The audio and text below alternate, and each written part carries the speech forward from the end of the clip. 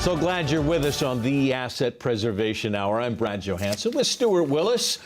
As we move into it, it's that time for New Year's resolutions. I mean, if you're that kind of person.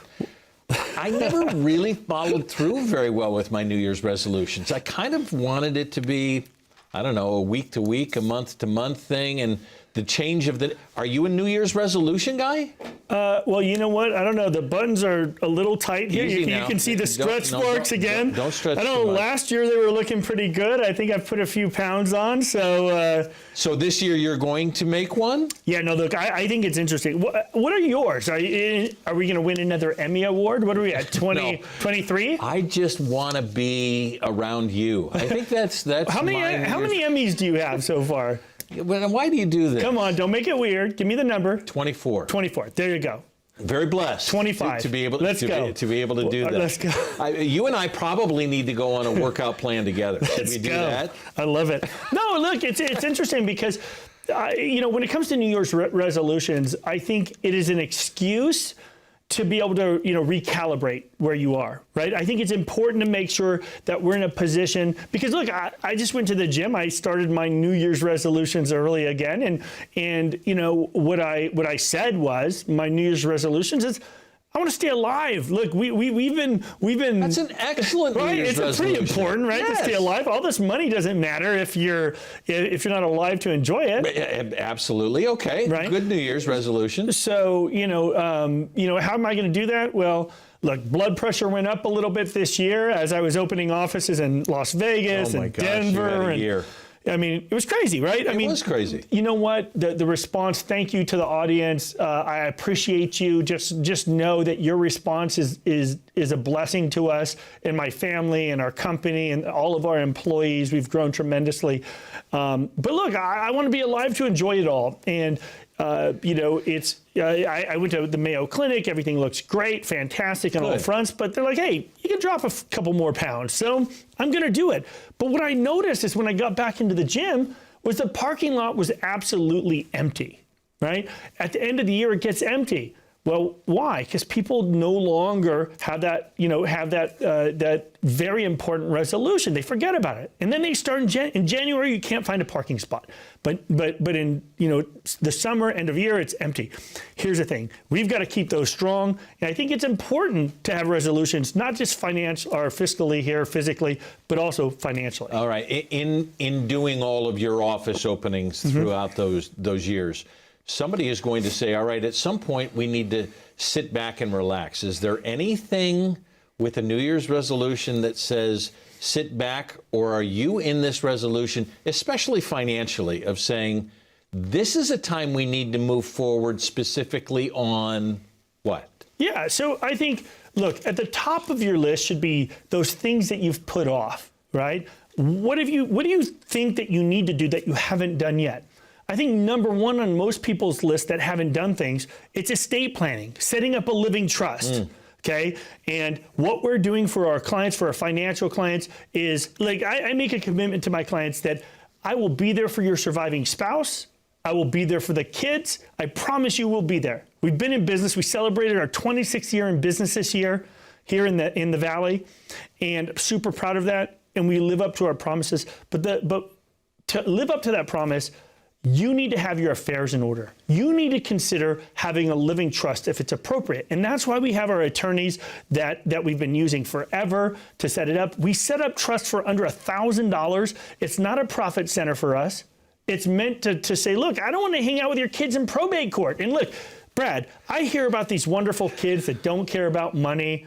If you want to see the Jerry Springer show, come to my office during an estate settlement, because these wonderful kids. You've triggered me on this as well, because I can't remember when I set this up. Yeah. I have one. Maybe it's a New Year's resolution for me that I need to update. Is it current? I mean, are you giving money current. to your, are you? I don't know what the situation That's it. Double check. So if you've already set it up, make sure it's current. right? Whether it's with us or your attorney. And first of all, make sure you're dealing with an attorney when it comes to your living trust. That should be number one. There are places, living trust mills, that advertise cheap living trusts that literally are just trying to get access to your information. We only do trusts for our financial clients. So, we already have all that information. But a lot of people advertise $699 trusts. They have it done with a legal document preparer. We are not comfortable with that at Asset Preservation. Everybody who sets up our trust are attorneys. They're estate planning attorneys. They know what they're doing. It's important because you do not want to risk your life's work with an inferior product. You talk about risk. So we have been in that mode of 2023 for a lot of people was very good market-wise, unless you were dealing bond. But remember, okay, when you're dealing with bonds, because at the end of the day, those are conservative investors. So when you think about the stock market, we're focused on the S&P 500, right? Listen, Warren Buffett says, don't hire a financial advisor. Just put all your money into the S&P 500. So we use it as a benchmark. People follow it. The S&P is slaughtered, done unbelievably well this year. Sorry, go on. So the good thing is that you may have put it in a nice spot. What's our risk situation going into 2024 that we ought to be thinking about at year's end? Yeah, I think, listen, at this time, there's a day left in the year. It's all weekend. Not much you can do, right? So what I do say is, going into 2024, what we can do is saying, are we allocated properly? Because look, a lot of the classical, companies that will give you different credentials, right? I'm not going to say them by name, but one of the most prestigious certifications for financial planners believes in a balanced portfolio, which means having equal amount of bonds and stocks or having the ratio that's appropriate for you. And historically, that's worked. So like a balanced portfolio is a 60-40 classical balanced portfolio. Well, that 60-40 is 60%, let's say S&P as a proxy, and then TLT or IEF, which are the iShares 7 to 10-year bonds or 20-year bond ETFs. And those 60-40 portfolios last year didn't do very well. And the year before, they got smoked even worse. And I think what's important to do is to put into context that times change, realities change, interest rate environments change. We were in one of the lowest interest rate environments in history in 2020. And from 2020 to the end of 2023, interest rates shot up until November. November, they obviously dropped. But I want to show you a chart through November here that's really interesting. And it's a 2-year view of the S&P 500. Okay. And if you look at that there, that blue line on the top is the S&P 500 through the beginning of November there. Or actually midway through November of 2023, the S&P 500 was down, was at 3.5%, right? That red line there is the ticker symbol IEF. It's the iShares. It's the iShares symbol for their ETF that is a 7 to 10-year Treasury bond. The green one is TLT. That's the 20-year Treasury bond. And if look at what happened, if you were a conservative investor, you put your money into bonds in there, that outweighed everything, right? Call it flat on the S&P over 2 years, but you are down substantially if you're a conservative investor. And Brad, let me just tell you this.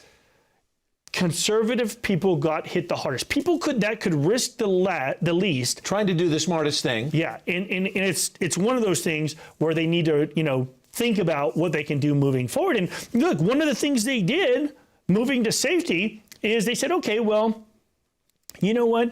I want to make sure I'm protected. So anticipating interest rate increases or bond, or stock market, fluctuations. What they did over the last couple of years, 2-3 years, they bought indexed annuities, right? And they bought CDs and things like that.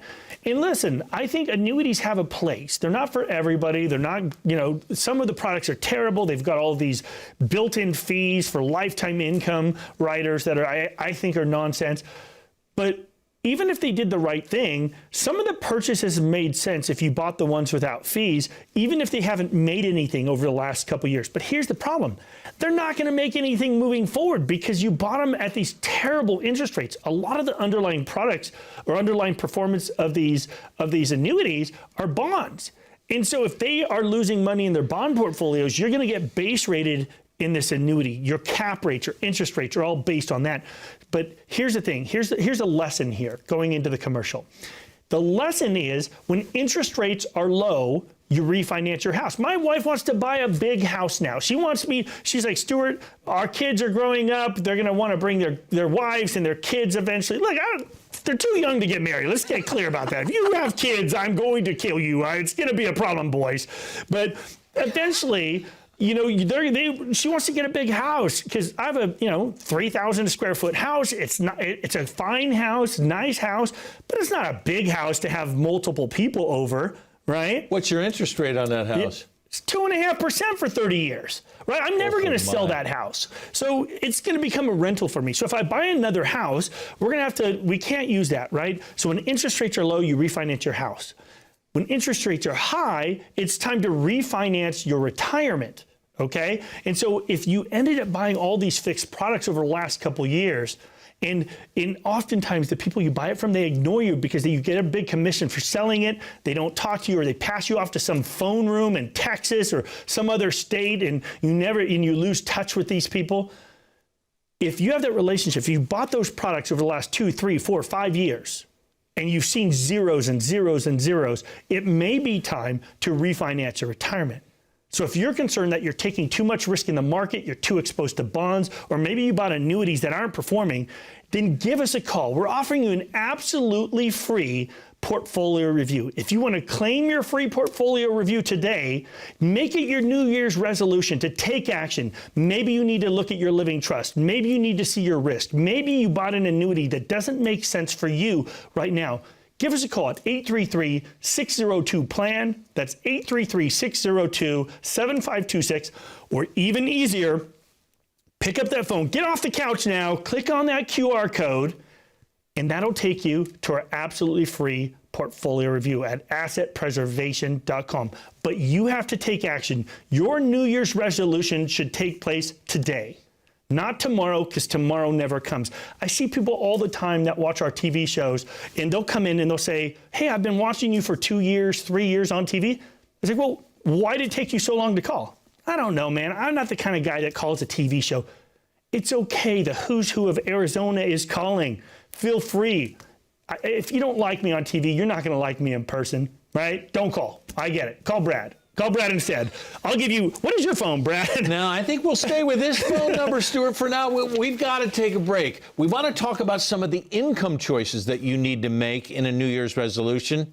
Trust me, you'll like Stewart. 833-602-7526. Asset Preservation Hour returns after this. We know the market is going to get worse from here. This is the biggest monthly decline in 10 years.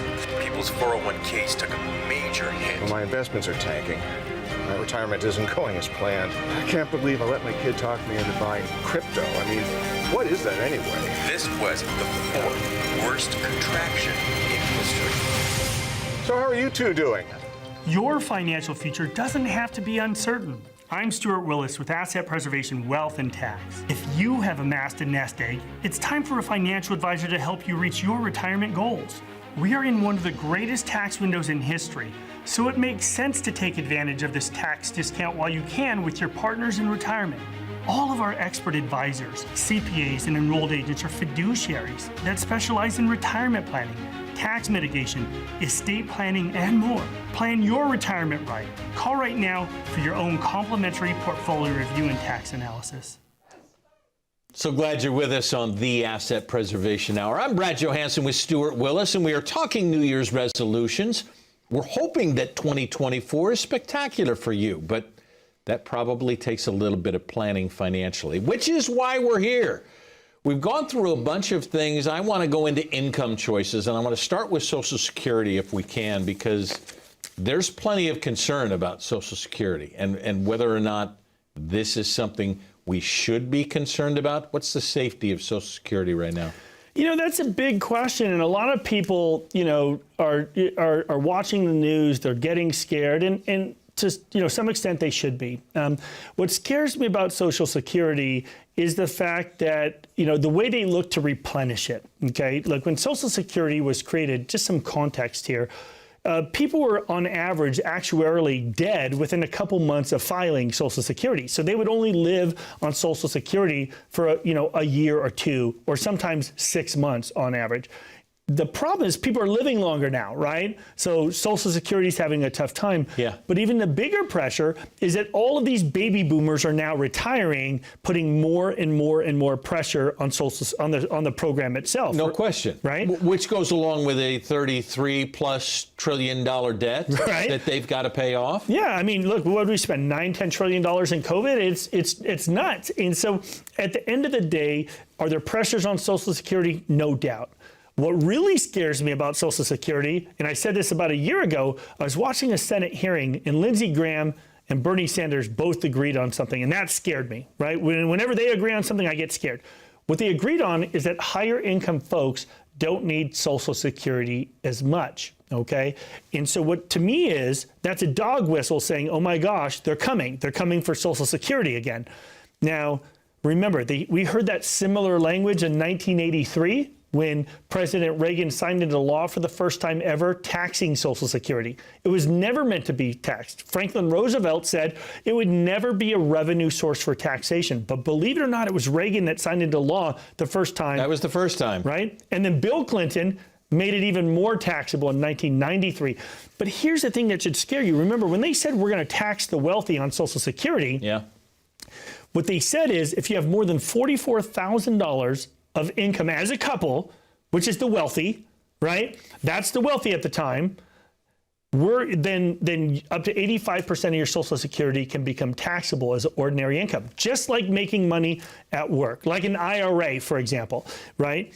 Well, do you feel wealthy at $44,000? Come on. Right? Come on. Right? That's the point. It's ridiculous. But you know why it sounds ridiculous to you now? Is because that number's never been adjusted for inflation. So when you look at today's dollars, if you would add a COLA adjustment to that number, it's about $115,000 in today's dollars. So now all of a sudden you're like, oh, well, 115, well, that's high income. Here's the point. Everyone wants to be rich. They just don't want to be considered rich by the IRS or the Social Security Administration, right? Amen to that. And what's also scary, I was watching one of the Republican debates, the primaries. Yeah. And Chris Christie, with his 0.5% of the American vote right Careful now. Right? Yeah. I don't care. Here's the thing. Yeah. I'm going to get my hate emails and phone. Listen, I went to the most liberal school in the world. I went to Berkeley, right? And people, I came out a centrist, I'm kind of a McCain guy without, All right. without the McCain, arguments back and forth. I mean, I'm a centrist here, right-leaning centrist. But at the end of the day, you have to call it like it is, right? I want what's right for my clients. It's why I went back to, when I went back to Washington, D.C. in November of 2019 to argue on behalf of our clients for the Secure Act. We've done a bunch of that stuff. I argue for what's good for our clients. That's what I argue for.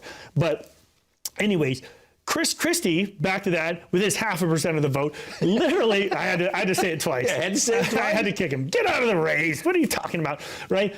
Chris Christie literally was saying that Warren Buffett shouldn't be receiving Social Security. Well, that's an easy target, right? Because it's who's got Warren Buffett money? Not many people watching. Hold Well, on. you know what's funny? Maybe Warren Buffett's watching. That would be it. It's funny. You never know who's watching the show. You never know who's going to call, because we have seen the who's who of Arizona Yes, we call have. our number. The Yes. meetings I have are extraordinary. But the point is that when they say Warren Buffett shouldn't be collecting it, that's the same thing they said in 1983 when they said that higher income folks don't need Social Security as much. It's the same thing Lindsey Graham and Bernie Sanders are saying. It's a dog whistle to say we are going to tax Social Security, okay? It's coming. So you need to have a tax plan to be ahead of the curve there. That's number one. That should be your New Year's resolution number one. Have a tax plan. But is it solid? Well, we think they're going to be taxing the wealthy, which means you need to be planning ahead of the game. Under the current law, they look, your IRAs, your 401ks, all this tax-deferred money you've put away is going to come to haunt you in the future when it comes time to Social Security, we believe. Because look, taxing income is very easy. They just look at your 1099s. They try to start taxing wealth and build back better in some of the iterations of that law. Of course, it failed. Was it 2019 or so? Because they wanted to tax wealth. Right. You can't reassess excess capital assets every year. It's just not. It's not real. It's goofy, right? But at the end of the day, Social Security is huge. When people come into our office, we see it's the most underplanned part of the retirement, because they just take it for granted. They just file early, they file late, they just willy-nilly file, and they don't understand that when we see it, for a married couple, we're talking about between $1 million to $2.5 million of benefit for the clients that come into our office. They've never thought about it. They just automatically go and file because they don't understand the magnitude of it, how much it really means. People have saved $500,000, $1 million, $2 million in their retirement plans, and they want to think about that. Why are we planning the $1 million to $2 million of Social Security, Brad? I don't know whether I have an answer for that, because it doesn't make sense at this point. Yeah. You talk about income sources, and I want to get to this before we run out of time.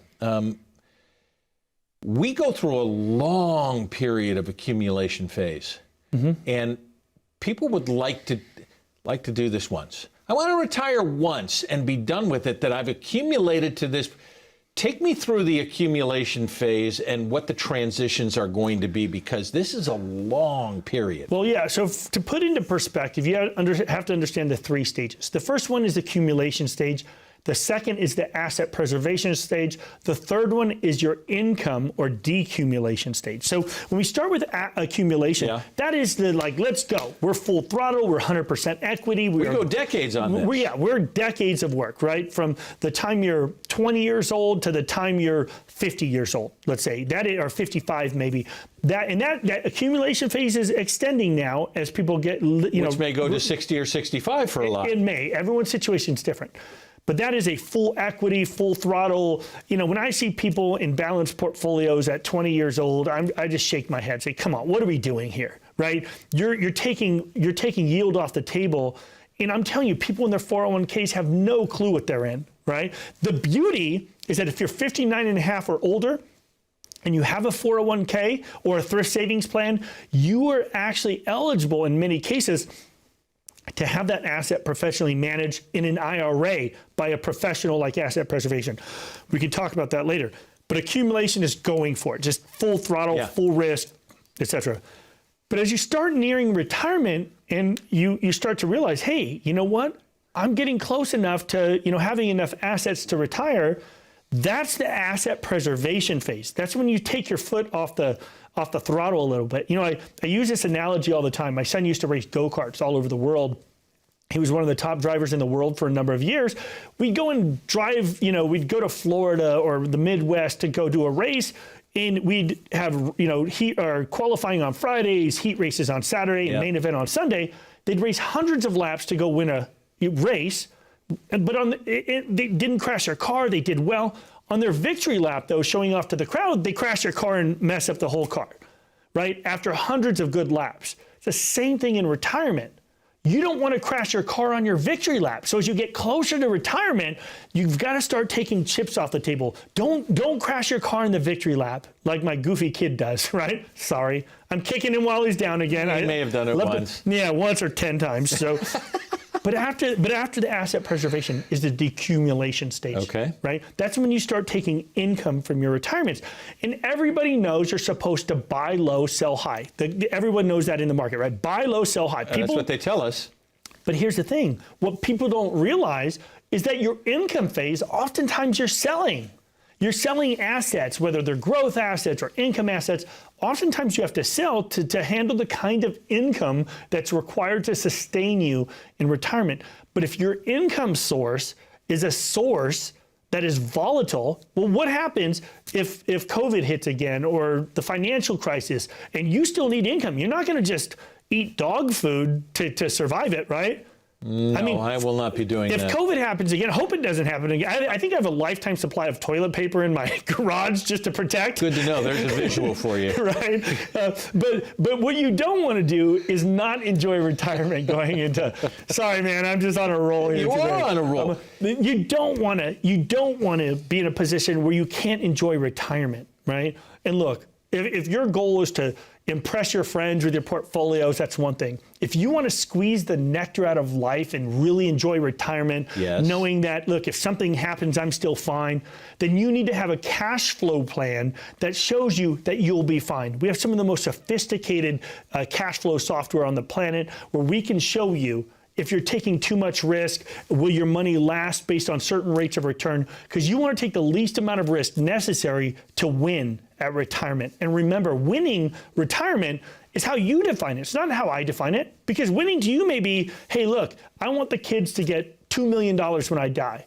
Or your other goal could be, no, I want to have the greatest possible retirement throughout our whole life. While we're young enough to enjoy and travel and do all those things, you want to be able to squeeze that nectar out of life, enjoy the world, enjoy it. Because as we get older, people slow down. They can't do the same thing. Yeah. You know, and if you want to have that, you need to make sure that your income is safe and secure while other portions of your money are growing for the long term. I'm seeing a lot of advertisements about interest rates and stuff. As we're talking about New Year's resolutions, give us something that we can really rest on as we move in on a New Year's resolution, interest rates, things that we should be doing as we move into 2024. Yeah, absolutely. So once again, when it comes to your underlying investments, first you want to know what kind of risk you're comfortable with and see if you're taking that kind of risk, right? Have a professional analyze that, do a complete in-depth analysis, super important.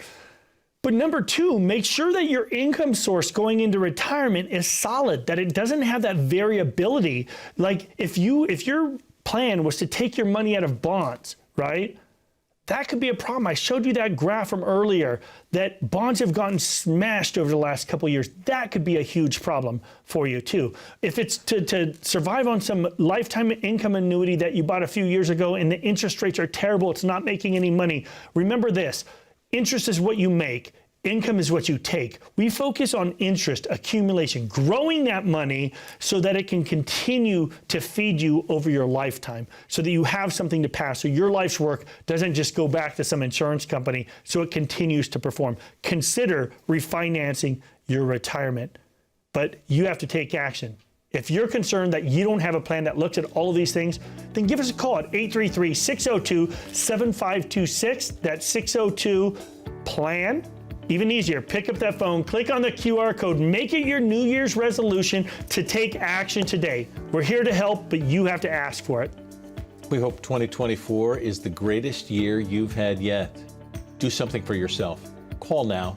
We always appreciate you being with us. Thanks for being here. Celebrate into the beyond. We'll see you soon.